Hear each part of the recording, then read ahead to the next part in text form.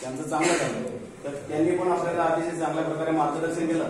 दुसरे आमचे मित्र या 21व्या शतकाकडे जाताना तंत्रज्ञानाचा वापर कसा करावा हे पण आपण आज शिकलो. त्या तंत्रज्ञानाचा आपल्या तालुक्याचे सगळ्यात मोठे तंत्रज्ञ जर कोण असतील तर आमचे महेंद्र भाऊ नाईक सर आहेत.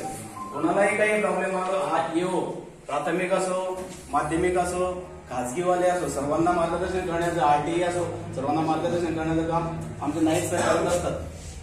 असे माणसं आपल्याला सुलभ म्हणून दोघं माणसं सापडले आणि प्रयत्न आम्ही करणार आहेत याची तुम्हाला आम्ही ग्वाही देतो. तर त्यांच्या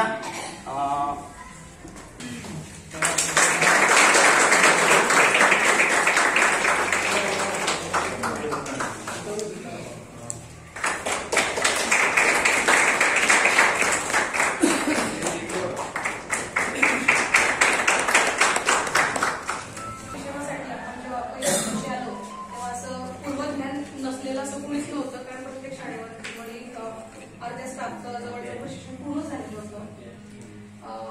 पण एक प्रेरणा त्यांच्याकडून मिळालेली होती. आणि जेव्हा आपण स्वयंप्रेरणेने किंवा प्रेरणा घेऊन एखाद्या कार्यासाठी येत असतो, ते शिकणं असू दे किंवा शिकवणं असू दे, ते नक्कीच सुंदर होत असतं. आणि ते अगदी तसंच झालं.